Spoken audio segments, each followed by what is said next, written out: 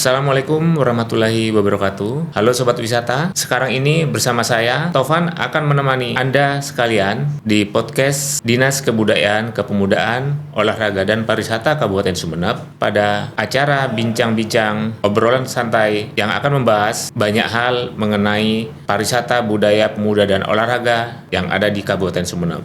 Kalender event tahun 2025 diketahui bahwa kami akan melaksanakan sekitar 110 event, dan 110 event itu nantinya akan tersebar sejak bulan Januari sampai bulan Desember.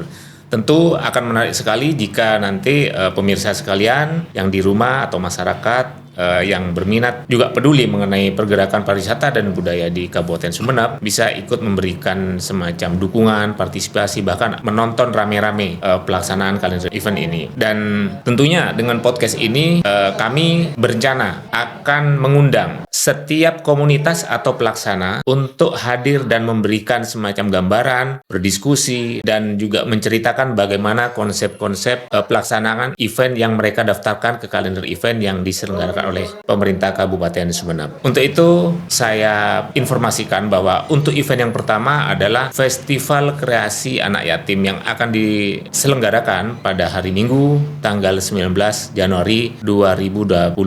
Nah, saat ini bersama saya hadir Bapak Ahmad Rahman, SPDI. Beliau adalah Ketua Basnas Kabupaten Sumeneb. Selamat pagi, Mas Rahman. Selamat pagi, Pak. Iya, saya panggil Mas saja ya, karena masih muda. Ya.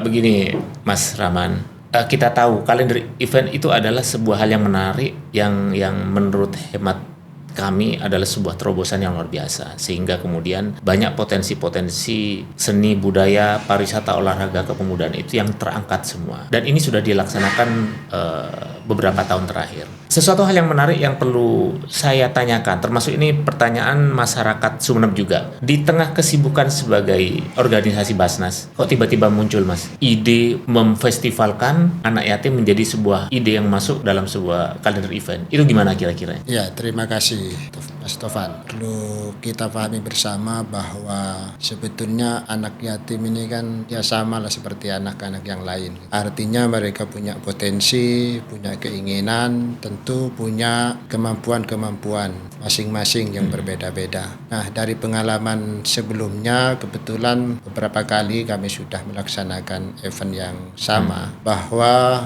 banyak sekali potensi yang dimiliki oleh anak-anak kita, adik-adik kita, anak yatim. Apakah itu misalnya di bidang kesenian atau di bidang yang lain atau keahlian-keahlian yang lain. Oleh karenanya perlu kita kiranya potensi itu kita gali, kita munculkan ke publik agar menjadi pendorong semangat bagi adik-adik kita untuk terus berprestasi, untuk terus belajar, yang mengejar cita-cita mereka di masa yang akan datang. Apa ada kesulitan, Mas, ketika kemudian saya dengar sampai jumlahnya 756 anak ya? Itu gimana cara mendata kemudian membawa mereka ke satu titik untuk menunjukkan kebolehan-kebolehannya gitu? Itu gimana? Iya, kalau kita bersama-sama sebenarnya tidak ada yang sulit untuk kita lakukan, karena kami yakin banyak sebenarnya yang mendukung kegiatan itu. Apalagi misalnya lembaga-lembaga pendidikan yang ingin anak didiknya itu bisa menampilkan kreasinya, kemampuannya di depan umum. Sehingga kami selain memang tugas pokok kami adalah mengumpulkan zakat,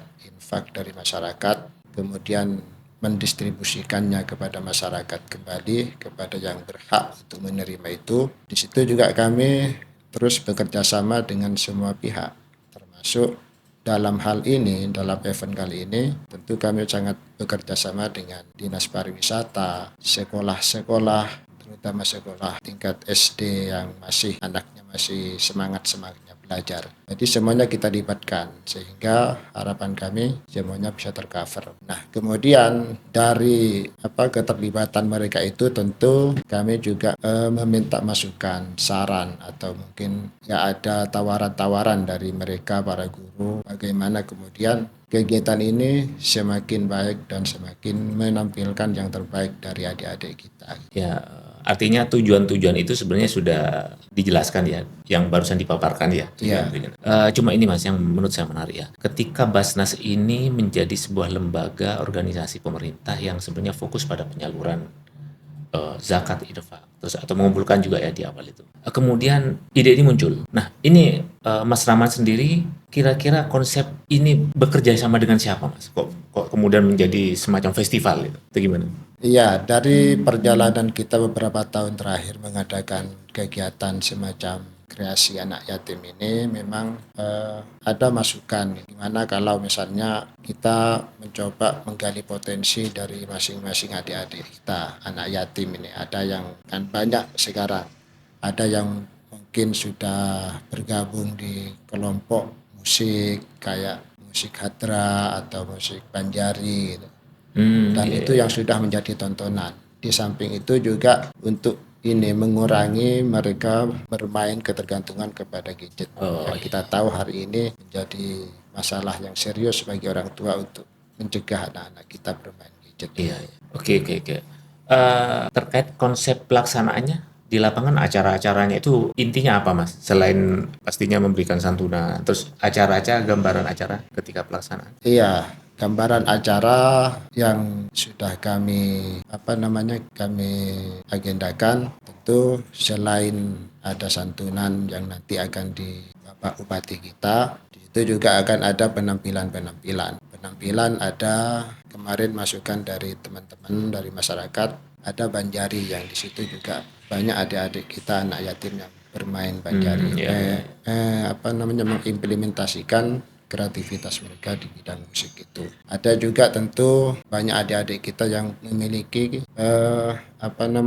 memiliki kemampuan misalnya menghafal ayat-ayat Oh, iya, Al-Qur'an. iya. Itu juga kan hal-hal yang sangat positif lah untuk kita dorong bersama-sama agar mereka terus semangat belajar agama, belajar Iya, iya. Al-Qur'an, dan termasuk mungkin ada keahlian-keahlian lain selain di bidang keagamaan. Iya, oke.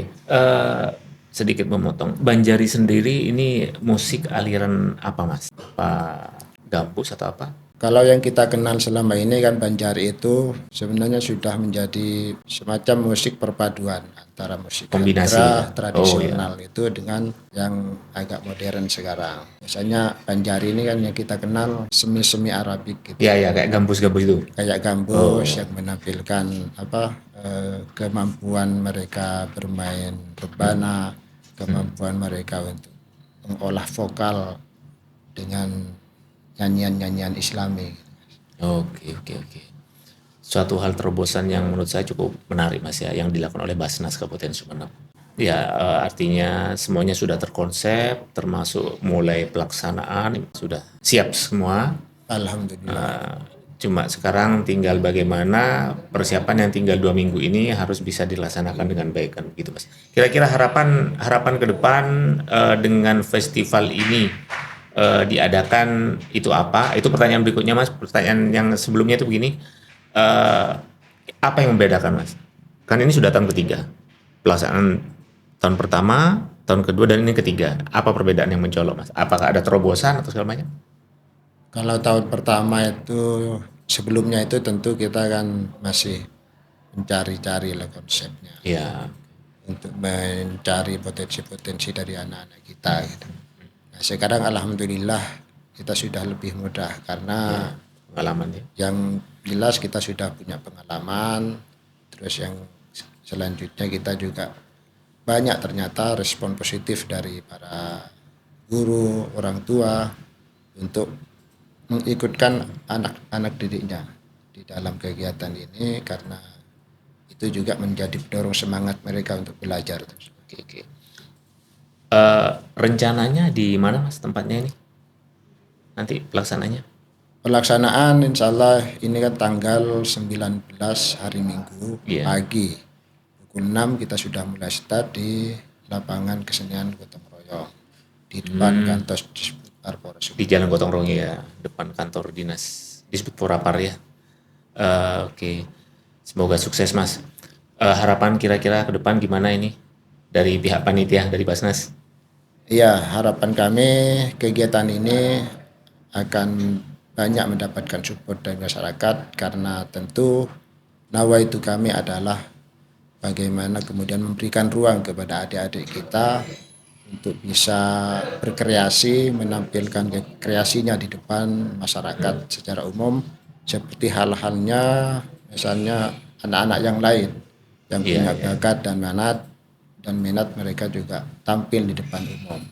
Jadi untuk adik-adik kami, adik-adik yatim tidak perlu khawatir karena semuanya punya potensi yang sama, punya kesempatan yang sama untuk mengekspresikan kemampuannya.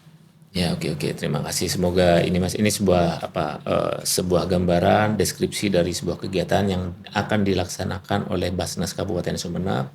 Semoga ini juga menjadi semacam referensi bagi masyarakat Sumeneb yang saat ini juga cukup peduli ya tentang pelaksanaan kalender event di Kabupaten Sumeneb. Ini kegiatan pertama untuk Festival Kreasi Anak Yatim. Mungkin ada lagi yang perlu disampaikan Mas di podcast ini? Silakan. Mungkin melalui di podcast ini kepada masyarakat yang misalnya punya anak didik yang memiliki kemampuan bakat yang perlu kita support, mari untuk dikomunikasikan dengan kami di Basnas Kabupaten Sumeneb. Insya Allah Basnas siap untuk mendukung, memberikan support kepada anak-anak kita demi mereka bisa meraih cita-citanya yang lebih baik. Amin. Oke. Saya kira mungkin cukup dulu Mas ya. Artinya sudah disampaikan semua dan ini menjadi gambaran serta juga ajakan bagi masyarakat Kabupaten Sumeneb.